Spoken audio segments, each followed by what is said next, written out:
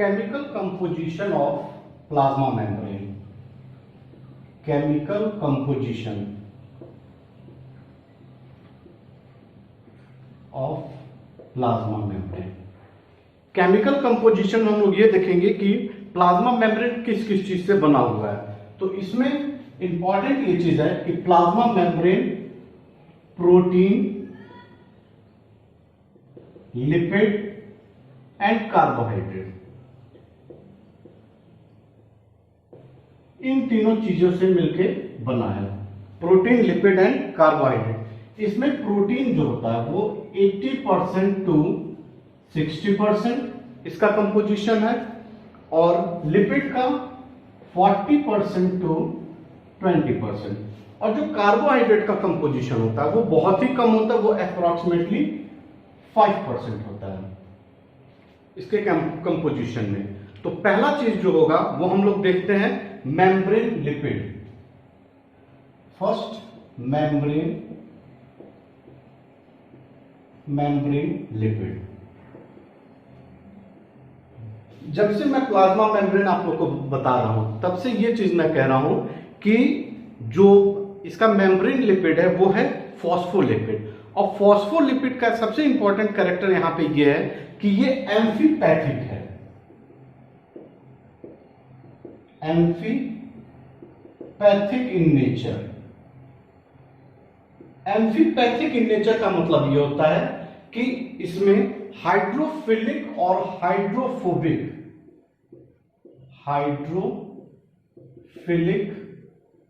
And hydrophobic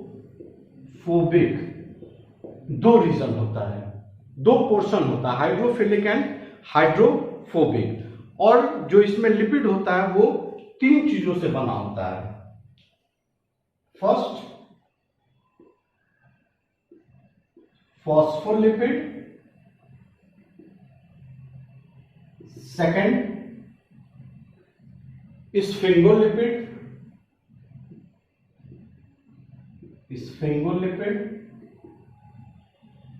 and third cholesterol.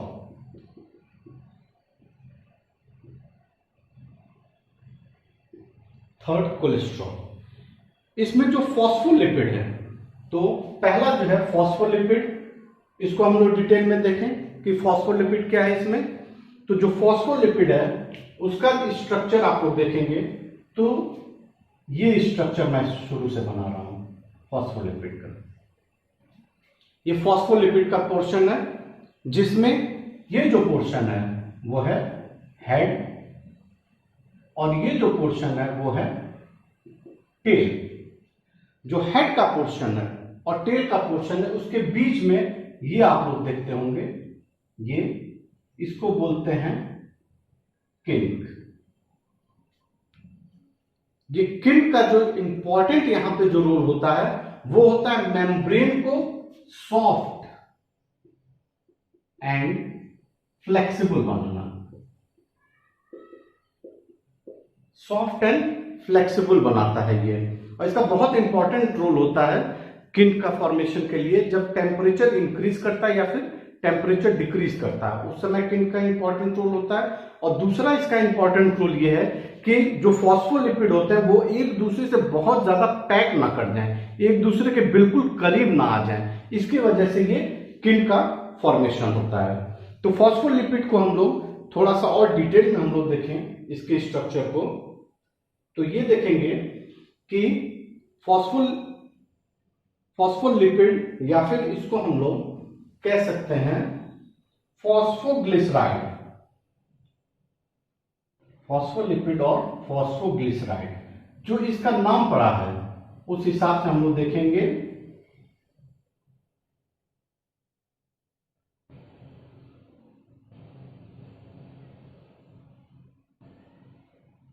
ये phosphate group है,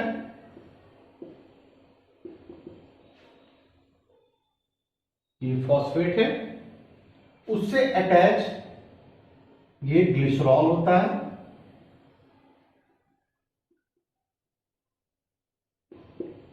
glycerol होता है, और ये जो है वो कोलिन है, कोलिन। फॉस्फोग्लिसराइड को और डिटेल में हम बताएंगे आप लोगों को कि इसमें क्या क्या चीजें होती हैं। और इससे अटैच जो होता है वो दो फैटी एसिड होते हैं जो इससे अटैच होते हैं। ये फैटी एसिड, इससे दो फैटी एसिड अटैच होते हैं। तो ये जो फॉस्फोग्लिसराइड है, फॉस्फोग्लिसराइड नाम से देखिए, इसमें फॉस्फोएट ग्रुप अटैच है और इसमें ग्लिसरॉल ग्रुप अटैच है। इसी के वजह से हम लोग इसको बोलते हैं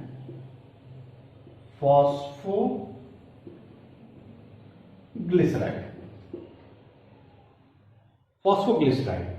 और ये जो फॉस्फोग्लिसराइड होता है वो मेनली जो होता है वो हम लोग देखते हैं कि 4 तरीके का होता है। इसमें जो 4 तरीके के फॉस्फोग्लिसराइड है, इसमें phosphatidyl choline,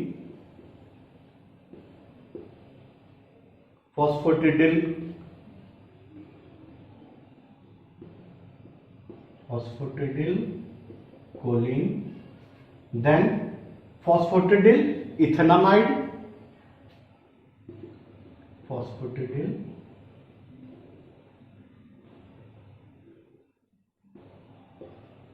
phosphatidyl serine and phosphatidyl inositol.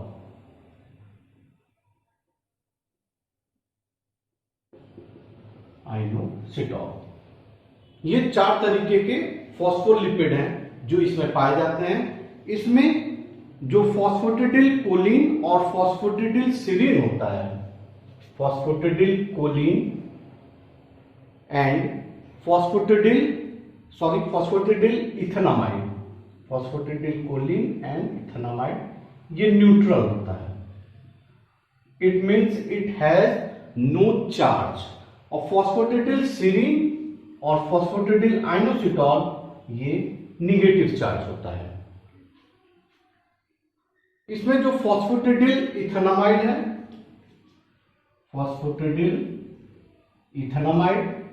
Phosphatidyl serine and phosphatidyl inositol, ये जो होता है वो इनर लीफलेट में प्रेजेंट होता है, इनर साइड में, प्लाज्मा मेम्ब्रेन के इनर लीफलेट, या तो ये आप कह सकते हैं कि ये इनर साइड में प्रेजेंट होता है। और इसमें बहुत ही इंपॉर्टेंट एक है कि फॉस्फेटिडिल आइनोसिटॉल जो होता है वो सेल सिग्नलिंग में बहुत ही इंपॉर्टेंट रोल ये प्ले करता है। सेल सिग्नलिंग, ये चीज आप लोग हार्मोन सिग्नलिंग में आप लोग देखेंगे, या फिर सेल को कोई भी जो सिग्नल मिलता है बाहर से या फिर अंदर से, उसको काम करने के लिए या फिर उसको सिग्नल देने के लिए फॉस्फेटिडिल आइनोसिटॉल का बहुत ही इंपॉर्टेंट रोल होता है। और phosphatidyl choline and sphingomyelin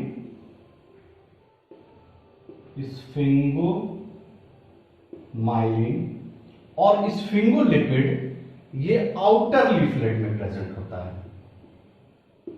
outer leaflet और outside the plasma membrane.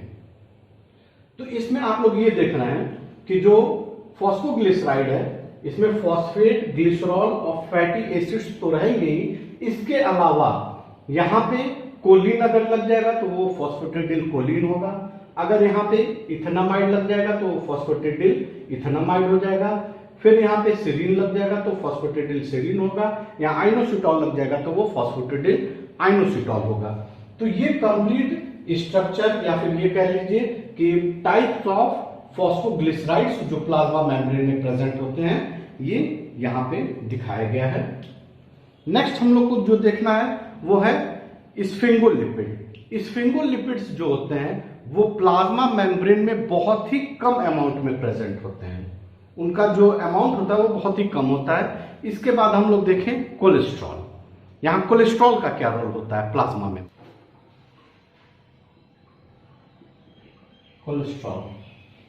Cholesterol का जैसे कि मैं आप लोग को ये दिखाया था डायग्राम, ये मान लीजिए कि प्लाज्मा मेम्ब्रेन है, ये फॉस्फोलिपिड है,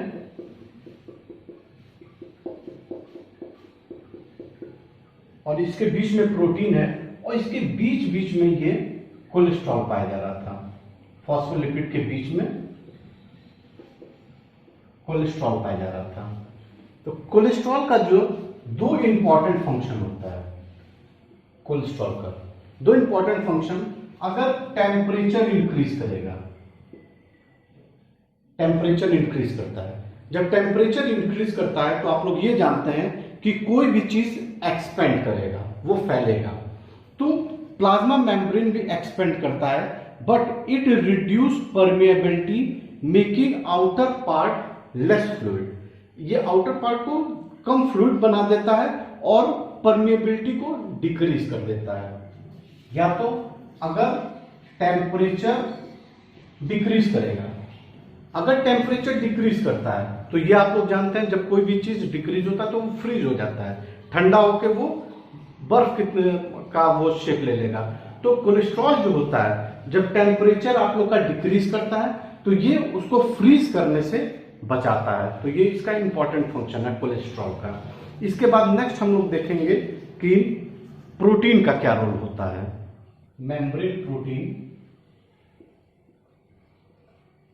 मेम्ब्रेन प्रोटीन ये तीन तरीके का होता है।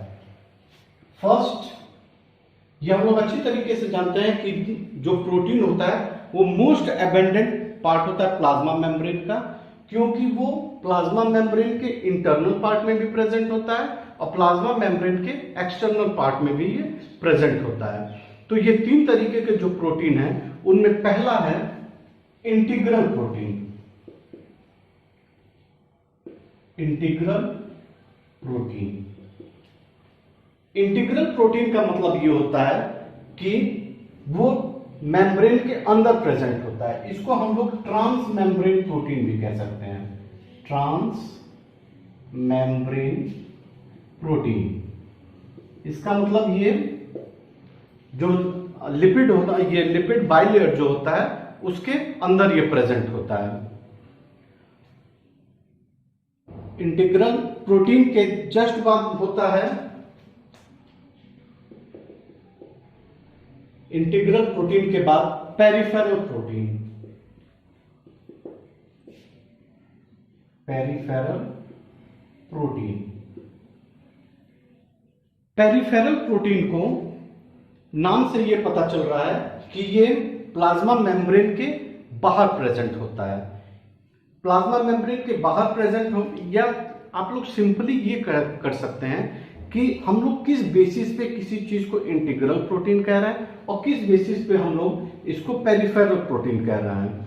तो इंटीग्रल प्रोटीन और पेरिफेरल प्रोटीन में, अगर इंटीग्रल प्रोटीन वो प्रोटीन होते हैं जिनमें अगर हम लोग एक्सट्रीम पीएच या फिर ये कह लीजिए कि हाई सॉल्ट कंसंट्रेशन से अगर हम लोग ट्रीट करेंगे तो तब जाके ये बाहर निकलता है या फिर ये टूटता है। लेकिन अगर पेरिफेरल प्रोटीन को अगर हम लोग किसी माइल्ड इसको सॉल्ट कंसंट्रेशन से ट्रीट कर देंगे तो वो प्लाज्मा मेम्ब्रेन से बाहर निकल जाता है। तो यही बेसिस है जिसके हिसाब से हम लोग ये डिवाइड करते हैं कि ये इंटीग्रल प्रोटीन है या फिर ये पेरिफेरल प्रोटीन है। इसके बाद थर्ड जो प्रोटीन होता है वो होता है lipid anchored protein. It means वो प्रोटीन जो कि लिपिड से अटैच होता है। ये तीन तरीके के प्रोटीन हो गए जो प्लाज्मा मेम्ब्रेन में प्रेजेंट होता है। इसके बाद से हम लोग देख लें कि जो प्रोटीन प्लाज्मा मेम्ब्रेन में प्रेजेंट होते हैं वो कितने टाइप के होते हैं। Proteins present in plasma membrane. अगर इसको हम लोग देखें तो ये तीन तरीके के प्रोटीन होते हैं जो प्लाज्मा मेम्ब्रेन में प्रेजेंट होते हैं। पहला है स्पेक्ट्रिन। स्पेक्ट्रिन प्रेजेंट होता है। उसके बाद ग्लाइकोफोरिन,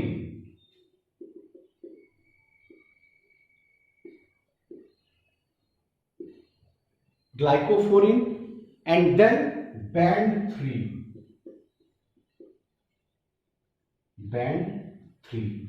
ये 3 तरीके के प्रोटीन होते हैं जो प्लाज्मा मेम्ब्रेन में प्रेजेंट होते हैं और इनका डिफरेंट डिफरेंट फंक्शंस होता है। तो सबसे पहले हम लोग देख लें कि स्पेक्ट्रिन क्या होता है और ये किस तरीके का होता है।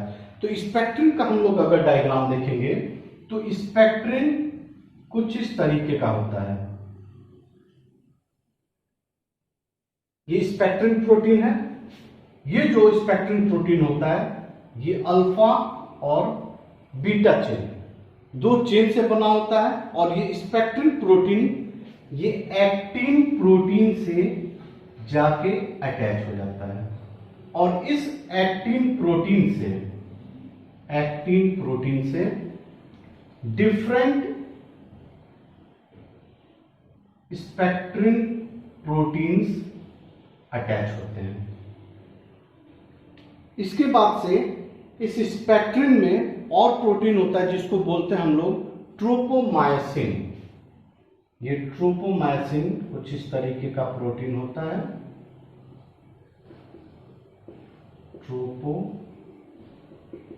ट्रोपोमायसिन ये स्पेक्ट्रिन से अटैच होता है और इसी एक्टिन से बैंड 4.1 प्रोटीन अटैच होते हैं।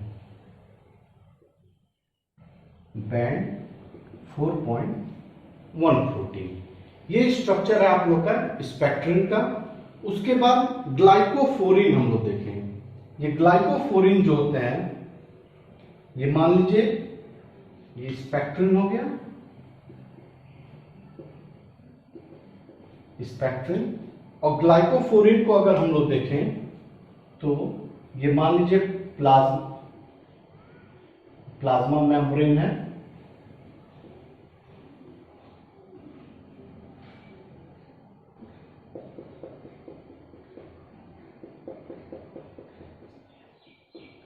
ये प्लाज्मा मेम्ब्रेन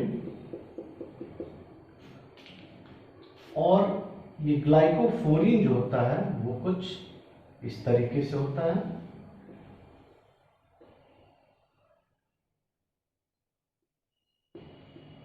ये है ग्लाइकोफोरिन।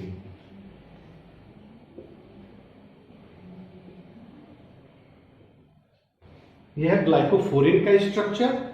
ग्लाइकोफोरिन जो होता है इसका बहुत ही इंपॉर्टेंट ये चीज होता है कि ग्लाइकोफोरिन से, ये जो ग्लाइकोफोरिन होता है इट बियर्स सियालिक एसिड। बहुत इंपॉर्टेंट है ये सियालिक एसिड।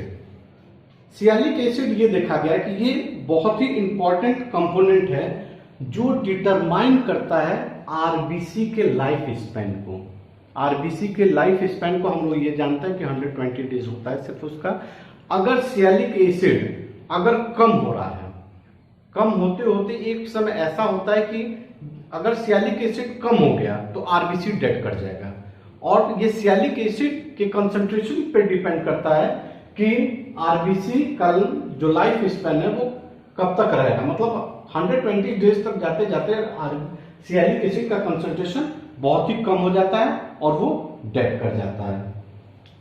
इसके बाद ये आप लोग का ये कंप्लीट हो गया प्रोटीन का जो कि प्लाज्मा मेम्ब्रेन में जो प्रेजेंट होता है।